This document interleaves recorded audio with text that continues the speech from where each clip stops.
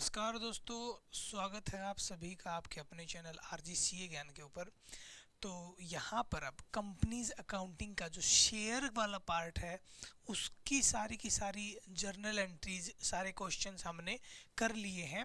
And अब ये closing class एक मैं जिसमें थोड़ी सी कुछ डेफिनेशंस हैं और एक पार्टिकुलर एक छोटा सा क्वेश्चन लेके आया हूँ जिससे कि हम इस क्लास को क्लोज कर सकें एंड आगे बढ़ सके डिबेंचर्स वाले पार्ट पर। बाकी जो प्रेफरेंस शेयर आएंगे, डिबेंचर्स आएंगे, उनकी जर्नल एंट्रीज कैसे होती हैं, उनको बैलेंस शीट के अंदर कैसे दिखाया जाता है, तो वो सब पार्ट अब आगे वाली क्लासेस में आएगा। यानी कंपनीज अकाउंट जो चैप्टर अपने आप में है वो थोड़ा सा बड़ा है, लेकिन जो उसके पार्ट्स हैं वो बहुत छोटे छोटे हैं। जैसे कि शेयर वाला पार्ट कंप्लीट हो गया, अब डिबेंचर वाला पार्ट है वो बिल्कुल छोटा सा पार्ट है, अगर चाहें तो 2-3 क्लासेस के अंदर कंप्लीट हो जाएगा। एंड उसके बाद में जो प्रेफरेंस शेयर है वो एक पार्ट बनता है। तो companies account with in 6 to 7 classes अभी कंप्लीट हो जाने वाला है। एंड आगे के लिए हम फिर जो कैश फ्लो है, रेशियो एनालिसिस हैं, जो थर्ड बुक हमारी है 12th क्लास के अंदर, उस पर ज़्यादा फोकस रहेगा। तो अभी इन क्लासेस को ध्यान से कीजिए। तो चलिए शुरू करते हैं एंड ख़त्म करते हैं आज की क्लास को, जिससे कि ये चैप्टर क्लोज हो जाएगा एंड आगे वाले चैप्टर की तरफ हम मूव ऑन कर पाएंगे। तो बेसिक सी थियरी क्लास है एंड एक क्वेश्चन है, तो जान लेते हैं प्रेफरेंशियल अलॉटमेंट क्या होता है। प्रेफरेंशियल अलॉटमेंट का मतलब होता है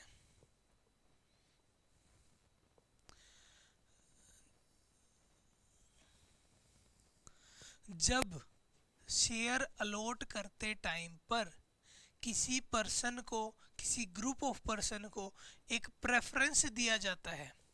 फॉर एग्जाम्पल, टोटल एप्लीकेशन आई थी 1.5 लाख एंड कंपनी ने शेयर एप्लीकेशन मांगी थी सिर्फ 1 लाख। अब यहाँ पर कंपनी ने क्या किया, जिन लोगों के पास ने 80,000 शेयर मांगे थे उनको पूरे 80,000 दे दिए और जो बाकी जिन्होंने 70,000 मांगे थे उनको सिर्फ 20,000 शेयर दिए। तो यहाँ पर जो ये फर्स्ट कैटेगरी वाला ग्रुप है, यहाँ पर इनको प्रेफरेंस दिया गया, इन लोगों को प्रायोरिटी दी गई है शेयर अलॉटमेंट के टाइम पर। जब कंपनी शेयर दे रही थी पर्सन को, तो यहाँ पर उन्होंने कैटेगरी वाइज डिसाइड किया कि इस ग्रुप को हम पूरा पूरा शेयर देंगे एंड दूसरे वाले ग्रुप को हम इस प्रपोर्शन में शेयर दे देंगे। यानी 7 शेयर जिसने मांगे हैं उनको 2 ही शेयर मिलेंगे। तो ये होता है preferential allotment. Is when company offers share at a set price, price सभी के लिए सेम रहेगा, to specific individuals like promoters, investors, after getting share holder approval through a special resolution. जब ये अलॉटमेंट हो रही होती है उस टाइम पर जितने भी शेयर होल्डर्स हैं उनसे एक स्पेशल रेजोल्यूशन की मांग होती है मेंबर्स से। स्पेशल रेजोल्यूशन का मतलब होता है कि 75% लोग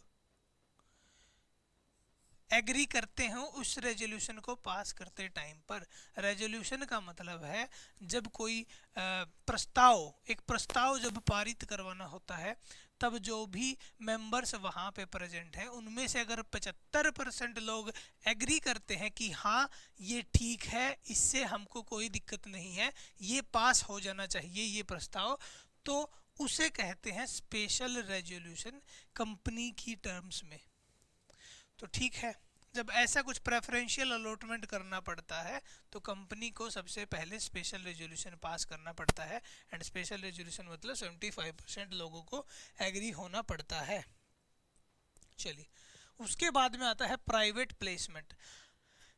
प्राइवेट प्लेसमेंट का मतलब है कि जो शेयर्स हैं वो पब्लिक में ना ऑफर करके सीधा एक ही ग्रुप को ऑफर किया जाता है। जो प्रेफरेंशियल अलॉटमेंट है, यहाँ पर ये वाली कंडीशन जो है ये प्राइवेट प्लेसमेंट से अलग है।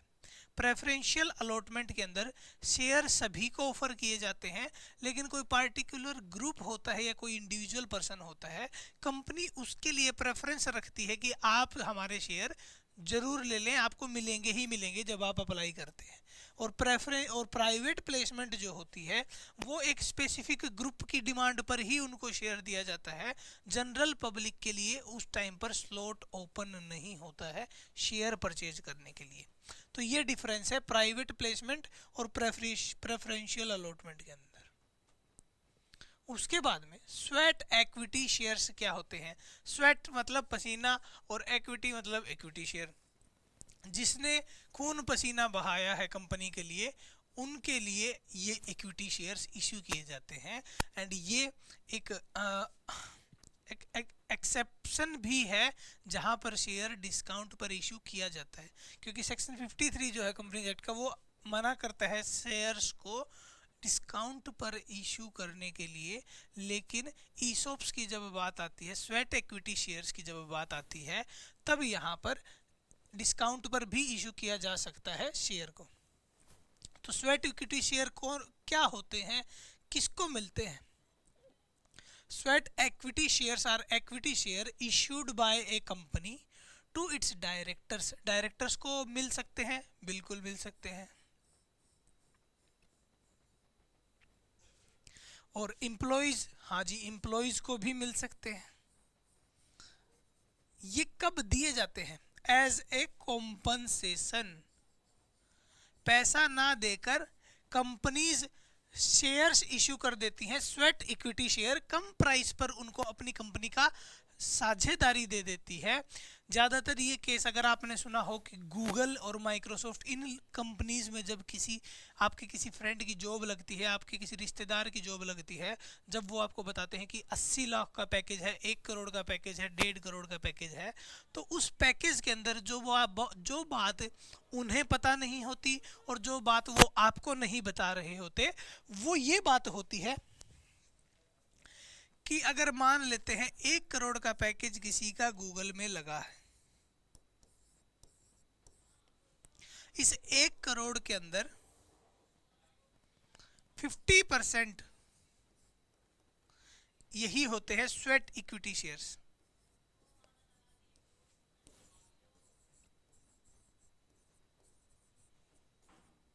या ईसॉप्स बोल सकता हूं, एम्प्लॉय स्टॉक ऑप्शंस। अब ये जो इक्विटी शेयर्स हैं, ये इन और अभी मतलब लोगों को क्या लगता है कि 3 साल जैसे ही एम्प्लॉय ने ज्वाइन किया उसको शेयर मिल गए तो उसने शेयर सेल कर दिए और सेल करके उससे पैसा ले लेगा वो। पर ऐसा नहीं होता है। जो 50% यानी 50 लाख वर्थ के शेयर उनको मिल जाते हैं, लेकिन वो उनको एक्चुअल में उन शेयर के वो ओनर कब बनते हैं? जब वो कंपनी के साथ में 3 साल पूरे कर लेते हैं। यानी उनके पास वो शेयर हैं, लेकिन अगर उन्होंने कंपनी को बीच में ही छोड़ दिया तब वो शेयर उनके पास नहीं रहेंगे। यानी कि ये कम से कम भी जनरली कंपनीज क्या करती हैं, एम्प्लॉइज जो नए नए हायर करती हैं उनको रिटेन करने के लिए, उनको बनाए रखने के लिए, वहाँ पे रोकने के लिए स्टॉक ऑप्शंस देती हैं और उनको बोलती है कि 3 साल तक अगर आपने काम किया तो ये 50 लाख के शेयर भी आपके हो जाएंगे। एंड तब इनकी जो मार्केट वैल्यू होगी तब आप इन शेयर्स को उस मार्केट वैल्यू पर सेल कर सकते हैं। तो ये होता है स्वेट इक्विटी शेयर। तो जब भी आपका कोई फ्रेंड रिश्तेदार आपको बोले कि गूगल में इतना बड़ा पैकेज लगा है, तो उनके तुरंत इन हैंड सैलरी उतनी नहीं होती। जो भी आप कैलकुलेशन कर रहे हो उसकी 50 से 60% अमाउंट लेस कर देना, वो उनको इन हैंड मिल रही होती है। यानी ज़्यादा कंफ्यूज मत होना, जितना भी बड़ा पैकेज है उसमें लगभग ज़्यादा से ज़्यादा पार्ट जो होता है वो स्वेट इक्विटी शेयर्स का होता है, ईसॉप्स का होता है। चलिए, उसके बाद में लास्ट में आ गया एम्प्लॉय स्टॉक ऑप्शंस यानी ESOPs. Employee stock option plan, ESOP जो है वो स्वेट इक्विटी शेयर का पार्ट होता है। ईसॉप सिर्फ एम्प्लॉयज को मिलता है, डायरेक्टर्स को नहीं मिलता, प्रमोटर्स को नहीं मिलता, और ईसॉप सिर्फ और सिर्फ एम्प्लॉयज को मिलता है। तो जो गूगल और माइक्रोसॉफ्ट वाला जो मैंने एग्जांपल दिया, उनको सिर्फ और सिर्फ ईसॉप मिलता है क्योंकि वो एज ए एम्प्लॉय ज्वाइन करते हैं वहां पर। Is where a company offers employees, सिर्फ एम्प्लॉयज का नाम यहाँ पर दिखाई देगा। The choice to buy company share, choice दोस्तों ये देखिए चॉइस, लेकिन चॉइस जो होती है वो इमीडिएटली उनको शेयर बाय करने को नहीं मिलता, उनको ऑप्शन मिलता है कि आप ले लो, 3 साल बाद जाके आप इसको सेल आउट कर सकते हो, क्योंकि कोई भी चीज़ आपकी तभी मानी जाएगी जब आप उसको सेल कर सकते हो, अदरवाइज वो आपके नाम पे ही नहीं है, 3 साल तक आप उसके कुछ कर ही नहीं सकते, तो वो आपकी प्रॉपर्टी भी नहीं है। To buy company shares at a set price, it's type of sweat equity share, it's a type of sweat equity share, sweat equity share का ये एक पार्ट है, which is broader covering shares issued to promoters for company formation। इससे जो पहले just पढ़ा है वो conditions include a special resolution, same share class and compliance with SEBI regulation। SEBI regulations भी comply करनी पड़ती है जब आपको ESOPs इशू करने पड़ते हैं, तो बहुत सारे कंप्लायंस हैं, बस आपको ये मानना है, पता होना चाहिए। ईसोप जो है स्वेट इक्विटी शेयर का एक पार्ट होता है। ईसोप सिर्फ एम्प्लॉयज़ को दिया जाता है क्योंकि इसका नाम ही है एम्प्लॉय स्टॉक ऑप्शंस। दूसरा स्वेट इक्विटी शेयर सभी को मिल सकता है, एम्प्लॉयज़ को भी मिल सकता है और प्रमोटर्स को भी मिल सकता है। ये कब मिलता है? जब उनका बहुत ज़्यादा कॉन्ट्रीब्यूशन है कंपनी के अंदर, तो कंपनी उनको पैसा ना देकर उनको शेयर्स दे देती है ताकि वो कंपनी के अंदर भागीदारी हासिल कर सकें एंड उस कंपनी में ज़्यादा बिलीव करें, उस कंपनी को छोड़ने के बारे में ना सोचे। तो ये एक एम्प्लॉय को रिटेन करने का एक तरीका होता है जो कि बहुत ज़्यादा कारगर होता है कंपनीज के केस में, क्योंकि आजकल की दुनिया में एम्प्लॉयज़ टर्नओवर बहुत ज़्यादा होता है कंपनीज के अंदर, एंड कंपनीज को ये बात बिल्कुल बर्दाश्त नहीं होती कोई हमारे पास आता है, काम सीखता है और फिर चला जाता है। इसीलिए वो इस टाइप की प्लान्स ऑफर करते हैं जिससे कि एम्प्लॉयज़ ये माने कि कंपनी में हमारा भी शेयर है, हम कंपनी के लिए ज़्यादा से ज़्यादा काम करेंगे। इसीलिए एम्प्लॉय स्टॉक ऑप्शंस लॉन्च किया जाता है, ऑप्शन दिया जाता है लोगों को, जिससे कि वो कंपनी को अपना मान सके एंड उसके लिए दिन रात काम कर सके, कंपनी को आगे ग्रोथ दिला सके। चलिए, Vikram limited forfeited 5000 shares of Rahul. Rahul एक पर्सन था जिसके पास 5000 शेयर्स थे। Who had applied for 6000 shares. Rahul नाम का एक बंदा है जिसने 6000 शेयर अप्लाई किए थे, लेकिन इसको मिले थे सिर्फ और सिर्फ 5000 शेयर। ठीक है जी। For non payment of allotment money of ₹5 per share and first and final call of ₹2 per share. तो जो राहुल है उसने ₹5 तो अलॉटमेंट का नहीं दिया और ₹2 फर्स्ट एंड फाइनल कॉल का भी नहीं दिया। उसने सिर्फ ₹3 दिए जो कि एप्लीकेशन से रिलेटेड थे। ₹3 उसने 6000 शेयर के ऊपर दिए, क्योंकि जब उसने अप्लाई किया था तो 6000 शेयर के लिए अप्लाई किया था और मिले थे उसको 5000, तो यानी कि उसने ₹18,000 कंपनी को स्टार्टिंग में दिए थे। Only application money of ₹3 was paid by him. Out of these 3000 shares were issued ₹12 per share as fully paid। चलिए जी, जर्नल एंट्रीज पास करते हैं। सबसे पहले शेयर फॉरफिट करने वाली जर्नल एंट्री पास करूंगा। शेयर फॉरफिट करने से तुरंत पहले हमको याद आता है कि सबसे पहले इसकी शेयर कैपिटल को डेबिट करना है। शेयर कैपिटल डेबिट क्यों करते हैं? क्योंकि जब शेयर इशू किया जाता है उस टाइम पर शेयर कैपिटल को क्रेडिट किया जाता है। अब जब कैंसिल कर रहे हैं, शेयर फॉरफिट कर रहे हैं, जब्त कर रहे हैं, तो अब इस मोमेंट पर हमको पूरा का पूरा अमाउंट जो है वो रिवर्स करना है, जितनी अमाउंट उससे रिलेटेड थी, शेयर कैपिटल से रिलेटेड उस पर्सन की। तो राहुल की जो शेयर कैपिटल थी वो थी शेयर कैपिटल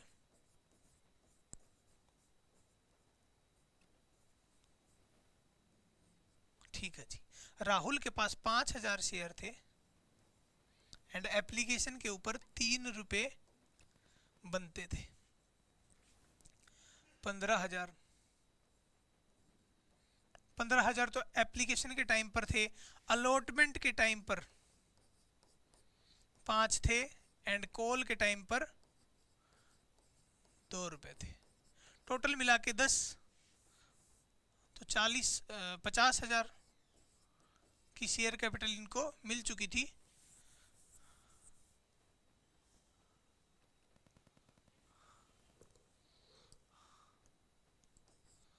₹5000 मल्टीप्लाई बाय ₹10। ठीक है जी। To share for feature,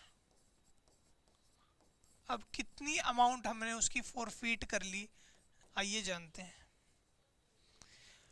Rahul ने टिल डेट तक कंपनी को सिर्फ और सिर्फ 18,000 रुपये दिए थे, क्योंकि उसने 6,000 शेयर अप्लाई किए थे। 3 रुपये पर शेयर की एप्लीकेशन अमाउंट थी, तो 6,000 गुना 3, 18,000 रुपये उसने कंपनी को दिया था। तो कंपनी को जितना मिला था उतना वो फॉरफिट कर सकती है, उससे ज़्यादा वो जब्त कर ही नहीं पाएंगी। To share forfeiture, share forfeiture कितना, 18 रुपये। अगर इसमें प्रीमियम का अमाउंट होता तो उतने से ये कम हो जाता। फॉर फीचर में वो काउंट नहीं किया जाता, सिर्फ और सिर्फ वही अमाउंट काउंट किया जाता है फॉर फीचर के अंदर जो अदर देन प्रीमियम होता है। तो प्रीमियम वाला अमाउंट यहाँ पर नहीं काउंट होता, क्योंकि प्रीमियम वाला अमाउंट जो है वो रिजर्व्स के अंदर ट्रांसफर कर दिया जाता है, वो शेयर कैपिटल का पार्ट नहीं होता है। To share forfeit and to share allotment,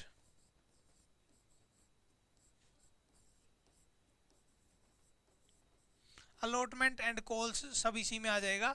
difference जो है 32,000। ठीक है जी।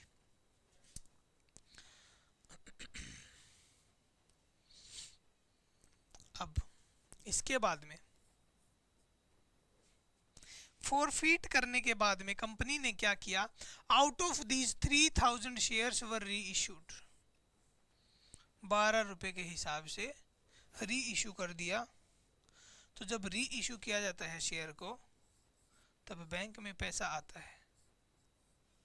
बैंक में पैसा आया कितना, 3,000 शेयर री इशू किया, जो कि राहुल से जब्त किया था। कितने रुपए के हिसाब से, 12 रुपये के हिसाब से जब्त री इशू कर दिया, यानी 36,000 रुपये बैंक में आया कंपनी के री इशू करने की वजह से। टू शेयर कैपिटल, जब इशू करेंगे तब शेयर कैपिटल को क्रेडिट में रखेंगे, बैंक में पैसा आया तो उसको डेबिट करेंगे। शेयर कैपिटल, शेयर कैपिटल कितनी, 3,000 शेयर थे जी, 10 रुपये का एक शेयर था, 12 रुपये में इशू किया, तो 2 रुपया क्या हुआ, प्रीमियम का ले लिया सर, 2 रुपया प्रीमियम ले लिया। तो टू सिक्योरिटी प्रीमियम,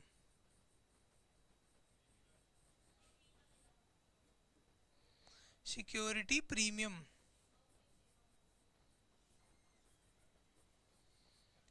6,000 रुपया, 3,000 गुना 2, 6,000 रुपया प्रीमियम का ले लिया सर, 6,000 रुपया।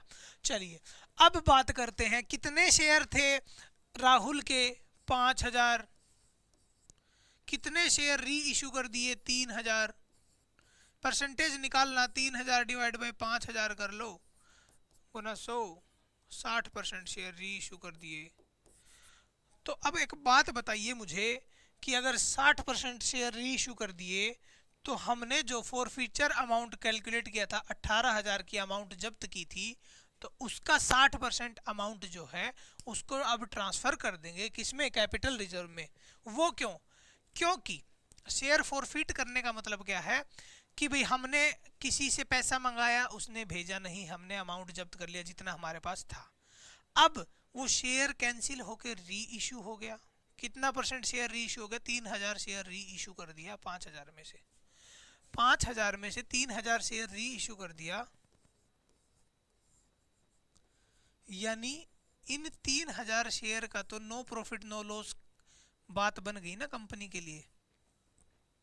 तो अब इन इस पार्टिकुलर फिगर के हिसाब से जितना भी शेयर, यानी 60% जो अमाउंट हमने फॉरफिट किया है, वो तो कंपनी को फायदा हो गया है।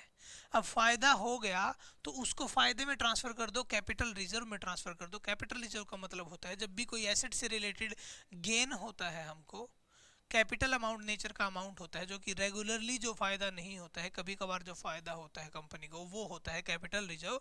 अब उस कैपिटल रिजर्व को कैपिटल रिजर्व में ट्रांसफर कर देंगे उस फायदे को। तो चलिए फिर ट्रांसफर कर दीजिए, share for feature debit, share for feature debit,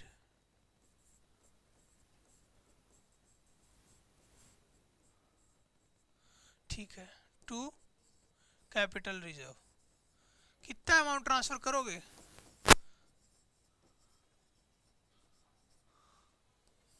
18,000 5,000 share के ऊपर फायदा हुआ था, तो 3,000 शेयर के ऊपर कितना होगा, या फिर सीधा 60% भी कैलकुलेट कर सकते थे। 5 तिया 15, 5 6 30, 3 तिया 9, 6 तिया 18, 10 800, 10,800 रुपये का जो अमाउंट है वो कैपिटल रिजर्व में हमने ट्रांसफ़र कर दिया, क्योंकि इतनी अमाउंट से रिलेटेड हमने शेयर री इशू कर दिए। अब हमको कंपनी को ना तो कोई नुकसान है उन शेयर से, जो फॉरफिट किया था जिस शेयर को, उसको वापस री इशू भी कर दिया। तो इसके अगेंस्ट में जितनी भी अमाउंट जब्त की थी राहुल से, वो पैसा अब कंपनी को एज ए प्रॉफिट दिखाना पड़ेगा, एज ए कैपिटल रिजर्व दिखाना पड़ेगा, अपने रिजर्व्स बढ़ाने पड़ेंगे उतनी अमाउंट से। ठीक है जी। तो बस इतना सा ही एक क्वेश्चन था। 3 जर्नल एंट्री पास करनी पड़ती हैं। एक तो फॉर फीचर की जर्नल एंट्री, दूसरा री इशू की जर्नल एंट्री, एंड तीसरा जो है वो शेयर फॉर फीचर की जर्नल एंट्री हमने पास कर दी। एंड इतना सा ही ये क्वेश्चन था। बस इससे मैं एक आपको री इशू वाला पार्ट जो है वो थोड़ा सा समझाना चाह रहा था, एंड कैपिटल रिजर्व में कौन सा अमाउंट जाता है वो मैं आपको बताना चाह रहा था। बाकी क्वेश्चन के अंदर कुछ खास था नहीं, तो ज़्यादा से ज़्यादा हमने बस डेफिनेशन समझी आज, क्या होता है ई शॉप, क्या होता है स्वेट इक्विटी शेयर, क्या होता है प्राइवेट प्लेसमेंट, क्या होता है प्रेफरेंशियल अलॉटमेंट। आई होप आपको ये सब अच्छे से समझ में आया होगा। अगर नहीं आता है तो कमेंट कीजिए, मैं आपको पर्सनली रिप्लाई करूंगा, एंड अच्छे से फिर से उसी टॉपिक के ऊपर अगर मुझे और वीडियोस बनानी पड़ी तो मैं ज़रूर बनाऊंगा मेरे भाई। और आगे से कंटिन्यू इसी चैनल पे कंटिन्यू रहिए, एंड डेली एक वीडियो आएगा ही आएगा कंपनीज अकाउंट से रिलेटेड। अभी कंपनी अकाउंट जल्दी से जल्दी क्लोज करेंगे। तब तक के लिए good bye, thank you so much.